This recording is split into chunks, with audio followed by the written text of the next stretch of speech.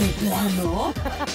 De pleno. De Pleno es un podcast de política donde resolverás tus dudas sobre lo que pasa en la Cámara de Diputados. ¿Sabes qué es una iniciativa? ¿Una reforma? No te preocupes. Nosotros te explicamos. Soy Melina Carmona. Y yo soy Mauricio Guerrero. Y junto a especialistas, políticos y personalidades te explicaremos todo lo que quieres saber.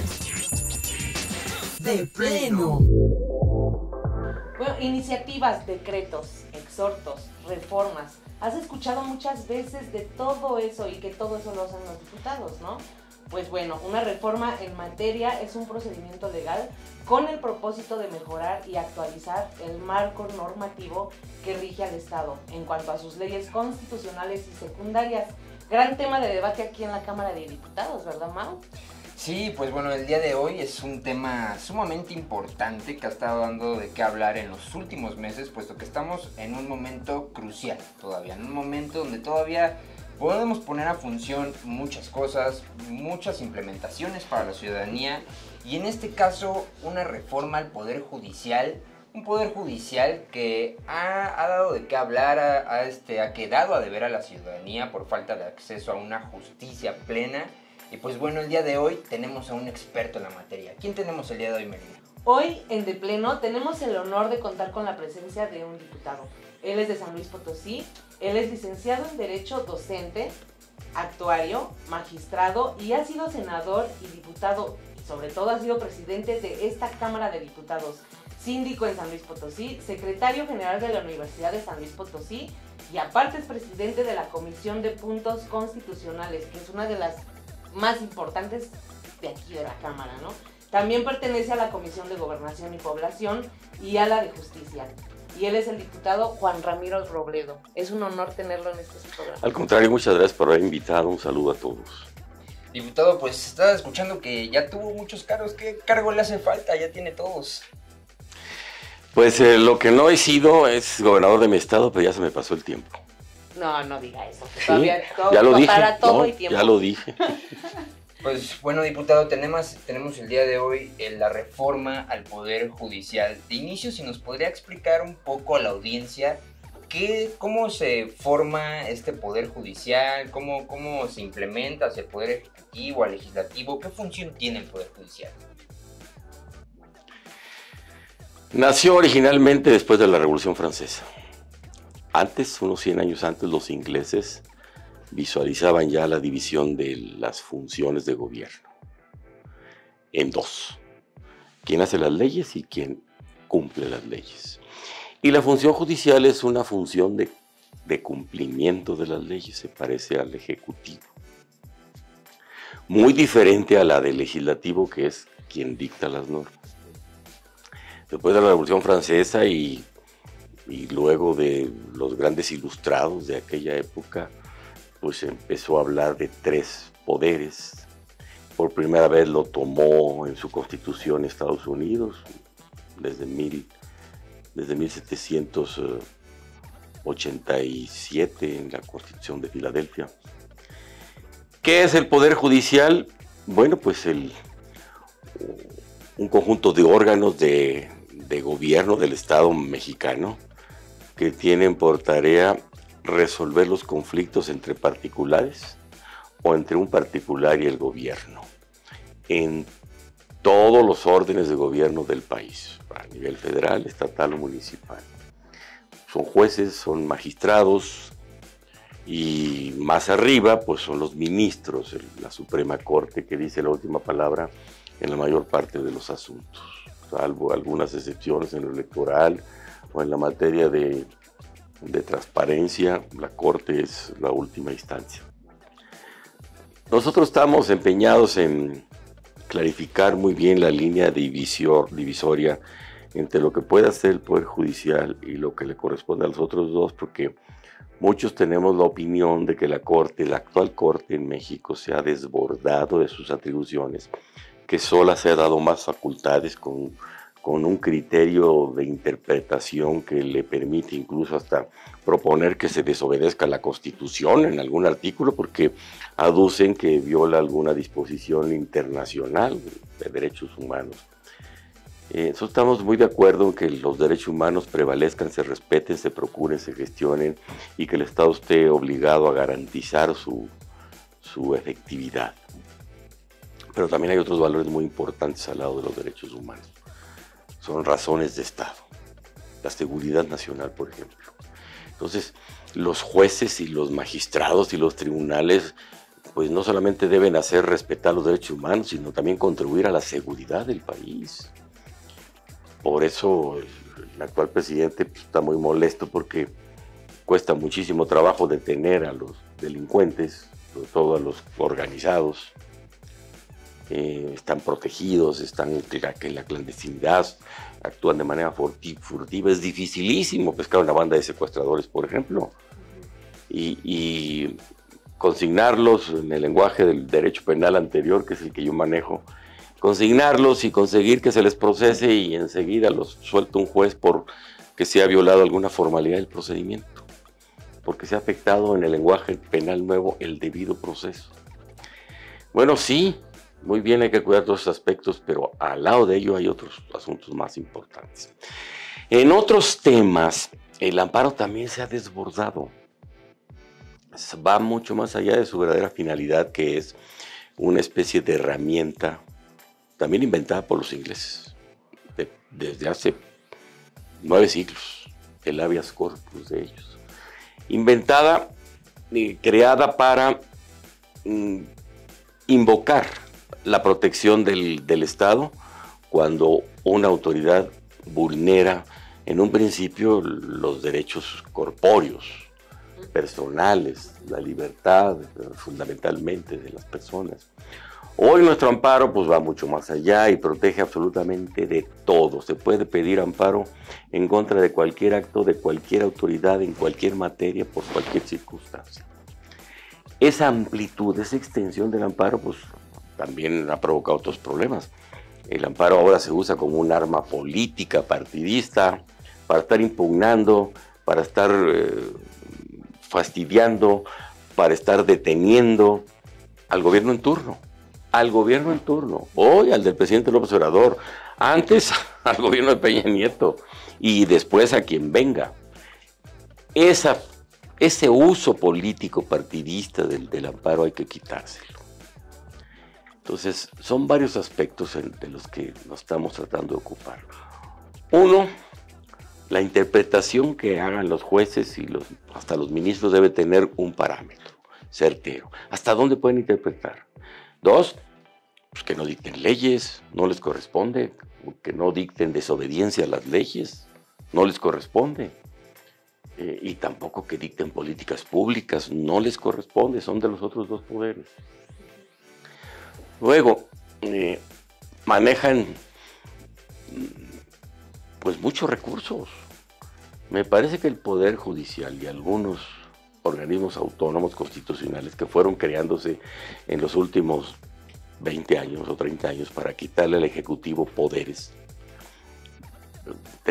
Hoy se dice que está sobrepoderoso el presidente de la República. Sobrepoderoso era antes, que controlaba la Corte, el Poder Legislativo, y que no tenía ningún órgano autónomo que le quitara facultades en materia electoral. El Poder Ejecutivo organizaba las elecciones. En materia de transparencia ni existía esa materia. En materia de comunicaciones pertenecía al Ejecutivo también. En materia de censos también los hacía el Ejecutivo, poderoso antes.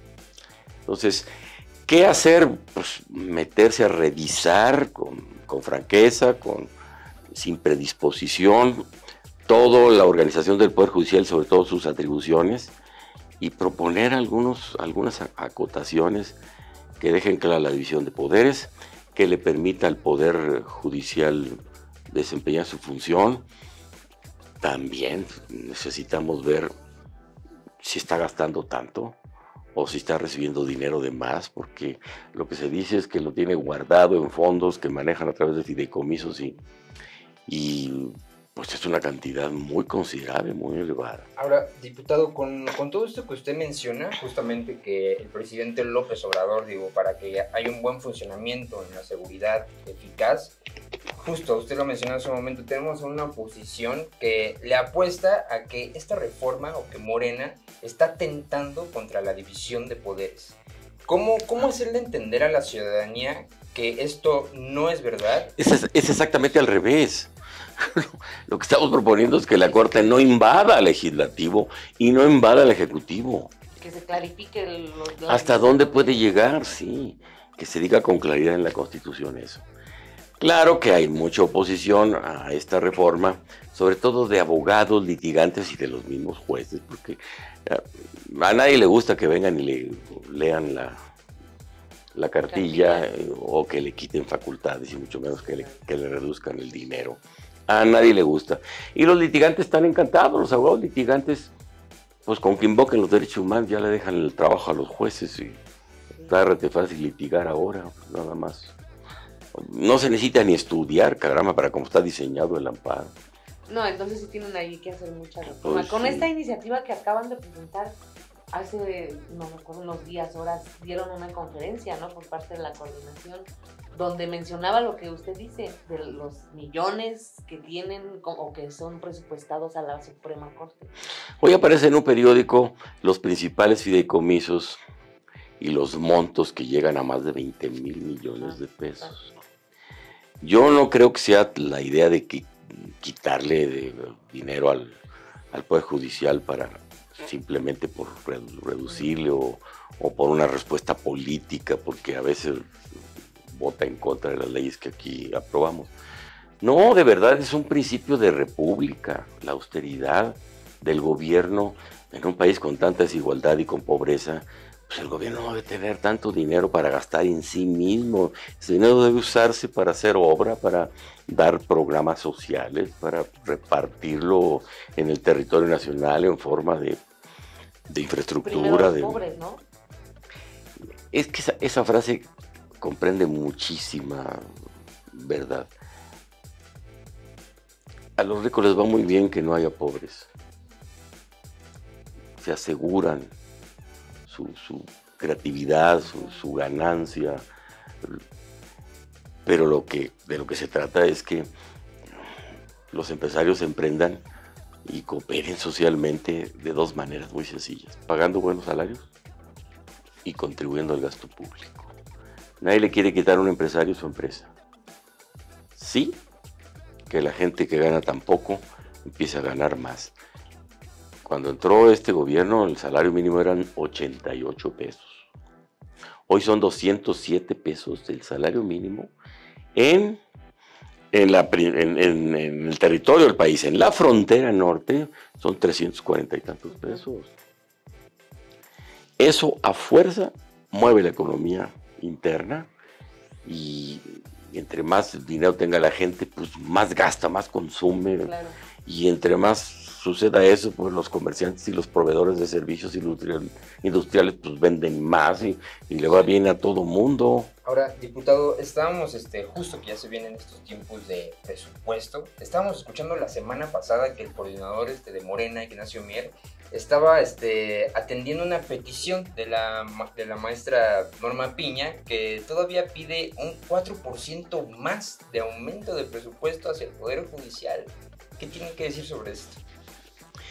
Pues que hay que revisar con puntualidad y con muy buena fe, exhaustivamente, cada una de las partidas que tiene el Poder Judicial, en qué lo ha estado gastando y si se justifican.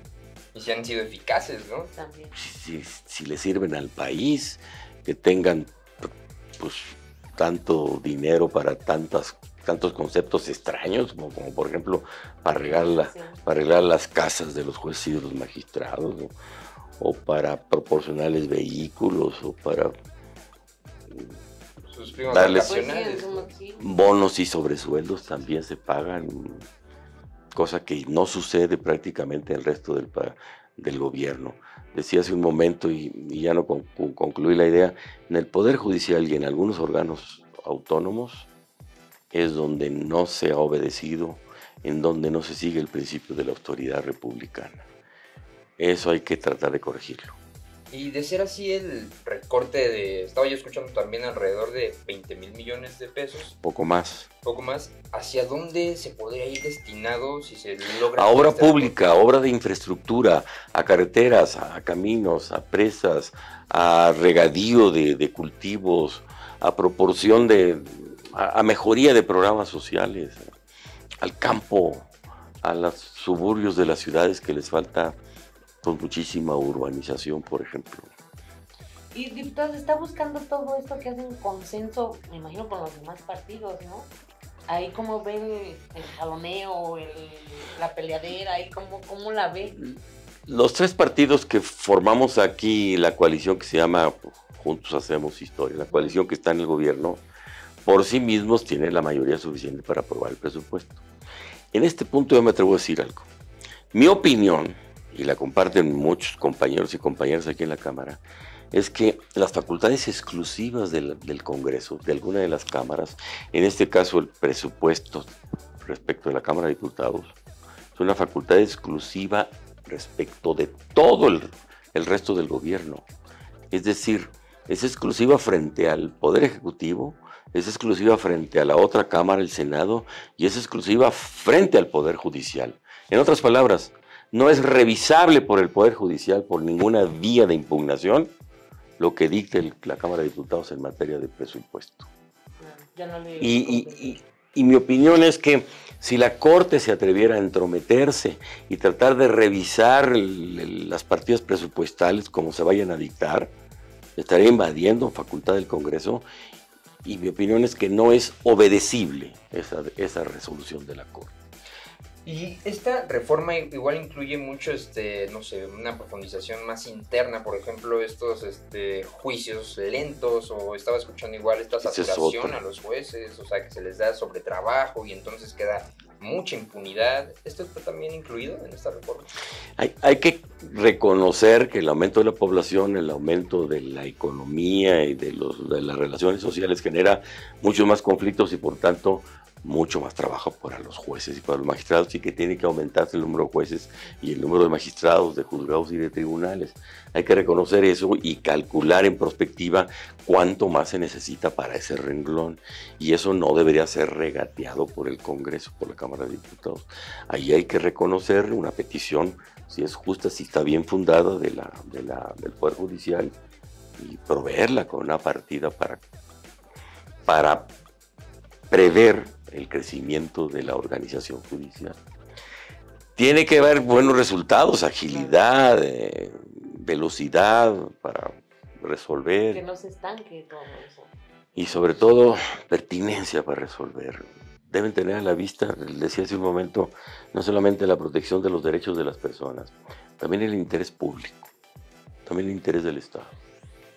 Diputado, sobre todo este tema que es demasiado interesante y hay de dónde desmenuzar, pero el tiempo no nos da para tanto, pero seguramente hacemos otro podcast con usted. Vamos a ir a las preguntas, porque son dos que nos envían los escuchas. Entonces vamos a ver qué nos mandan, qué le quieren preguntar a usted, diputado. ¿Por qué los ministros de la Suprema Corte ganan esos sueldos? ¿Y por qué seguimos pagándolos si no hay eficacia? ¿Por qué se ponen esos sueldos y por qué no han obedecido el propio artículo 127? Porque ellos interpretan la Constitución y dicen que hay otra disposición en la Constitución que ordena que no se le puede rebajar el sueldo a ningún ministro de la Corte.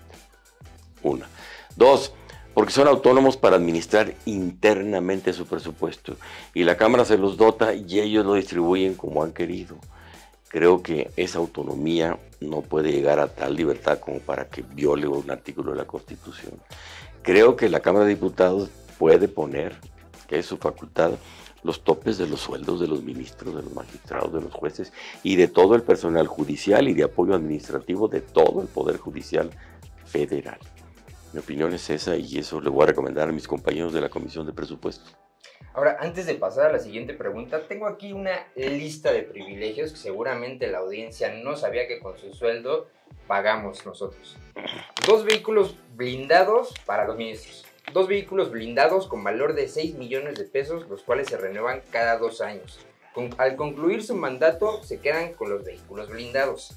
30 días de vacaciones pagadas al año, 100,000 pesos en primas vacacionales y 586,902 pesos en aguinaldo.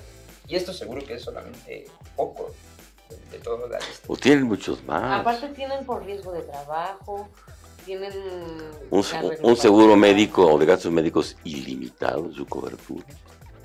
Viáticos para sus viajes. Y creo que también se cubren lo que ningún seguro médico cubra, que es odontología. Sí. Pues bueno, ahora sí, pasemos a la siguiente pregunta. Diputado, ¿por qué los ministros no pueden ser elegidos democráticamente? Los que están son verdaderamente ineficientes. Sí pueden ser elegidos democráticamente. Sucede que la Constitución establece otro procedimiento, que es el que se ha usado. El presidente propone una terna y el Senado, con el voto calificado de 2/3 de los senadores integrantes de la Cámara aquella, eligen al ministro. El presidente ha estado proponiendo la elección directa, como votar por un diputado o como votar por un presidente municipal. Hoy la Constitución dice otra cosa. Se puede proponer el cambio de la Constitución, es el artículo 96 concretamente. Ese ejercicio que hicimos aquí para explorar la posibilidad de hacer una consulta al respecto, de ahí resultó la necesidad de revisar toda la organización, funcionamiento, atribuciones, facultades del Poder Judicial, pero inicialmente la propuesta era esa.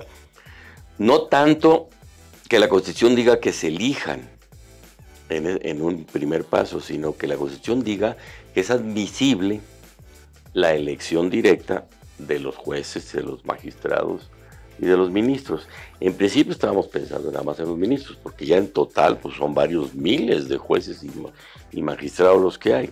Si para elegir 500 diputados hay un proceso muy voluminoso, muy dificultoso, muy costoso, con muchos conflictos, con muchos diferendos, es un gran litigio político el que hay en el país con una elección como la que viene. Ahora imaginemos elegir a 2,000 y pico de jueces y magistrados. Pero pensando concretamente en los ministros, es posible que se elijan de manera directa o indirecta. Puede ser el presidente el que haga la consulta y con la consulta le proponga al Senado o a la Cámara de Diputados. Puede ser el Consejo de la Judicatura quien se elija y ellos propongan. O puede haber también una elección directa para los ministros de la Corte. Ahí tendríamos nosotros que encontrar con buena imaginación la fórmula para blindar de interferencias políticas, partidistas y de medios de comunicación un proceso para elegir ministros. Porque si no pueden intervenir los partidos, porque entonces llegaríamos a conclusiones peor. Un ministro del Verde, un ministro del PRD, un ministro de Morena, pues está peor. No, ¿cómo podríamos hacer para que no intervinieran? Eso no está tan sencillo. Pero en principio sí es posible elegir directamente a los miembros del Poder Judicial. Tiene dificultades, desde luego. Estamos en eso. Sí, y sobre todo, justo como usted dice, que sean apartidistas, imparciales, sí, totalmente, neutros, ¿no? totalmente, ¿no? Pues sí.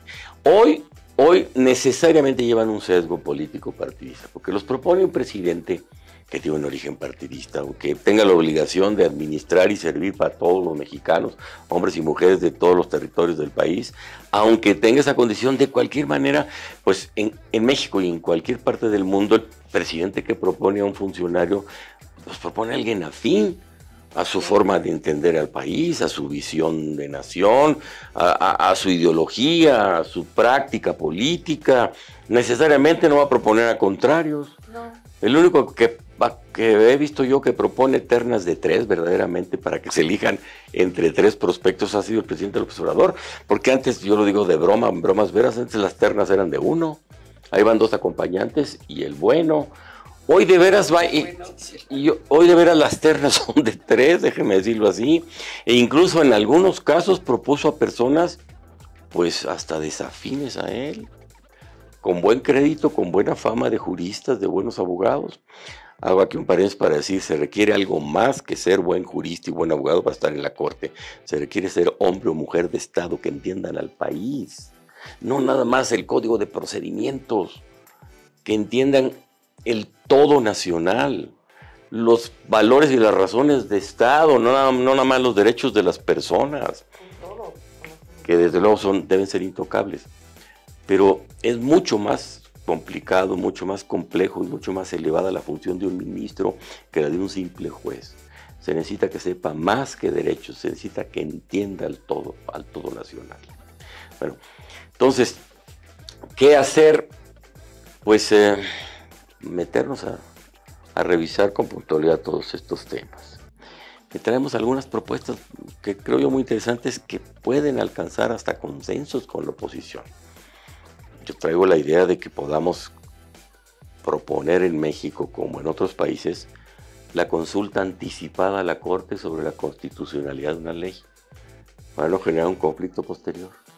Se consulta antes y se puede atender o no lo que opinen los altos jueces del país.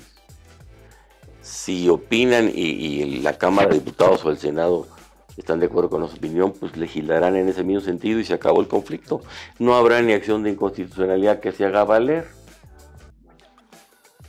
Sin privar el derecho de hacerla valer, no habrá necesidad. Si la Cámara no hace caso, si el Congreso no hace caso de la opinión anticipada de los ministros, pues tampoco pasa nada. No sería vinculatorio. La Cámara podría resolver con un criterio distinto y los ministros quedarán en plena jurisdicción, en plena facultad de revisar lo que haya dictado la Cámara. Pero nos puede ahorrar muchos litigios. Y sobre todo, bueno, este tema sin duda es muy extenso, muy extenso. Algo que a mí me resalta mucho esto último que acaba de decir. Antes ellos eran elegidos por la misma, así le dicen, ¿no? Cúpula del poder, o sea, entre los de la élite, ellos mismos ponían a sus magistrados. Pero, bueno, diputado, en forma de conclusión, ¿qué le podría dejar a la audiencia para que se mantenga informada y que no se crean todo lo que les dice la oposición? Pues eso, exactamente.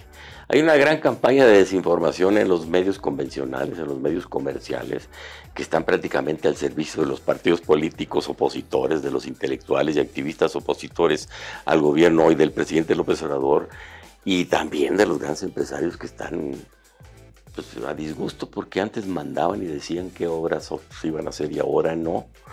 Una de las líneas fundamentales de lo que se llama Cuarta Transformación es tender una regla que separe el poder económico del poder político. Eso es, yo creo que la columna central de la Cuarta Transformación. Que no se crean de todo, que se informen, que vean también los canales de información pública, que son obligadamente más equilibrados, más imparciales. Mire, entre unos datos y otros datos hay una gran diferencia, puede haber una gran diferencia. Nada le pasa a un periódico, a un periodista, a un líder de partido, a un opositor, a un activista, a un empresario, nada le pasa si dice un dato falso o equivocado de buena fe. No pasa nada, ni siquiera admiten el derecho de réplica, no es efectivo el derecho de réplica porque los medios de comunicación son el único ámbito del país que no está regulado. Y cada vez que ha habido un intento por regularlos, ha habido una campaña feroz contra los funcionarios en turno y fracasa el propósito. Bueno, esos datos, aun cuando estén tergiversados o equivocados sin mala fe, no generan ninguna responsabilidad. Pero si los otros datos, los de las instituciones oficiales, son equivocados, ahí sí generan responsabilidad para la institución y para el funcionario. Un dato del INEGI falso crea muchísimos problemas. Los datos del INEGI sirven hasta para repartir el presupuesto entre estados y municipios, por ejemplo. Pero si el Reforma mienten, no pasó nada. Al día siguiente, como si nada hubiera sucedido. Entonces, hay una diferencia entre unos datos y otros datos. Así es que háganle caso mejor, hagámosle caso a otros datos que no son infalibles, que pueden estar sujetos a comprobación, pero tienen cuando menos el principio de veracidad por obligación de la autoridad. Claro. Y para todo eso también, para que lo sigan en redes y que tengan unos datos también verídicos de usted. Muy bien. ¿Cuáles son sus redes sociales, diputado, para que lo puedan seguir? Pues miren, ni las uso, yo soy de la era predigital. Yo soy analógico, no le entiendo estas cosas. Miren, tengo Twitter, pero casi no lo uso, es @JRamiroRobledo. Okay. Y tengo Facebook, que también uso muy poco, y es Juan Ramiro Robledo. No, pues ya úsenlo, diputado, para que comparta todo lo. Imagínense cuántos lo van a seguir. Y tengo un correo institucional aquí, que se llama... ¿Cuál será? Mi correo institucional está en la página de la Cámara, pues ahí está, creo que se llama... juanramiro.robledo debe ser, @diputados. Pues creo que sí. Ya la Si tiró, no lo Melina. vamos a corroborar. Pero Pues, diputado, fue un gran honor tenerlo Contrario, muchas con gracias. nosotros, agradecerle su presencia, agradecerle todo el conocimiento que ahorita nos brindó y que seguramente tendremos a una audiencia mucho más centrada, mucho más crítica y pues analítica sobre todo lo que viene. Gracias, diputado. Muchas gracias a ustedes por haberme invitado, muchas gracias a todos y a todas quienes escuchen o vean, no sé si va a ser también de video. Otro día nos vemos, ¿eh? No, fue un honor, diputado. Y también les recordamos que nos pueden seguir en redes sociales del canal de la Coordinación de Comunicación Digital, que son Diputadas y Diputados de Morena en Facebook, en TikTok, en Instagram y ahora en YouTube. Muchas gracias. Y esto fue De Pleno. ¿De plano? De pleno. De Pleno es un podcast de política donde resolverás tus dudas sobre lo que pasa en la Cámara de Diputados. ¿Sabes qué es una iniciativa? ¿Una reforma? No te preocupes. Nosotros te explicamos. Soy Melina Carmona. Y yo soy Mauricio Guerrero. Y junto a especialistas Políticos. y personalidades te explicaremos Todo lo que quieres saber. De pleno.